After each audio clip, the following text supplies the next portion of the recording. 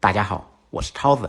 在煮冷冻水饺时，有人冷水下锅，有人开水下锅，难怪露馅还不够鲜美。今天我就跟大家分享正确做法，用这种方法煮的冷冻水饺不破皮、不露馅，口感和味道和现包的饺子一样。接下来就跟着我的视频看一下是怎么做的吧。速冻水饺从冰箱拿出来，它的表面会有一层薄薄的冰霜，相信很多朋友在煮的时候会提前拿出来解冻，其实这样不对。这样煮出来的饺子口感会非常的差，所以说煮速冻水饺第一步千万不要提前解冻。首先第一步，先往锅中加入清水，煮水饺水不要不舍得放，水尽量多放一点，这样我们在煮饺子的时候就不会混汤，不容易粘底。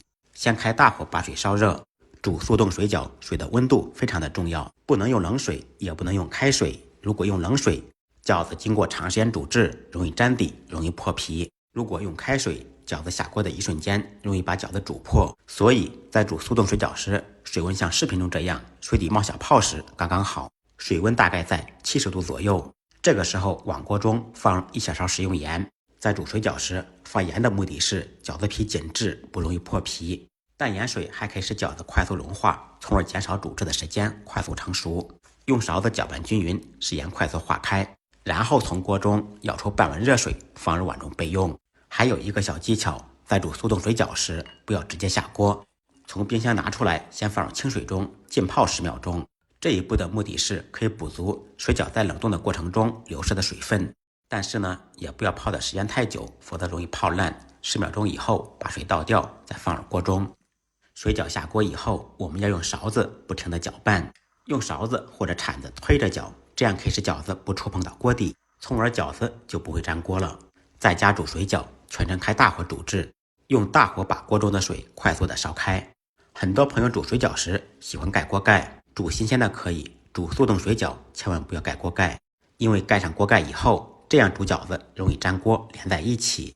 我们用似开非开的水温煮速冻水饺，这样煮出来味道和口感跟现包的饺子是一样的。开大火煮至锅中的水完全开锅以后，像视频中这样完全翻滚时，往锅中加入1碗冷水。这一步的目的是把锅中的温度快速的降下来，降低水温是为了防止饺子因为温度过高把饺子皮煮破，让它慢慢成熟，而不是外熟里生。继续用勺子不停的搅拌，这时候就不能开大火煮了，改开中火煮制。用中火煮也是为了防止锅中温度过高把饺子皮煮破。锅中水再次开锅以后，第2次加入冷水，继续中火烧开锅，用勺子托底搅拌。煮至水饺飘起来以后，就可以解放双手，不用再搅拌了。第3次开锅，3次加入冷水。3开饺子2开面，做饭的规矩不能变，就是这个道理。3次开锅，3次加入冷水。第3次开锅以后，再煮1分钟，饺子差不多就成熟了。那么如何判断水饺熟不熟呢？煮熟的水饺全部飘起来，肚子圆鼓鼓的，用手按压不瘪，这样就算好了。然后关火把水饺捞出来，大家可以看一下，这样煮的水饺个个不粘锅，不破皮，圆嘟嘟的，个个非常可爱，吃起来鲜嫩多汁，味道和口感跟新鲜包的一样。如果感觉我的视频有用，麻烦大家帮忙点个赞，点个转发，分享一下。再忙再累，记得按时吃饭。下期视频见，拜拜。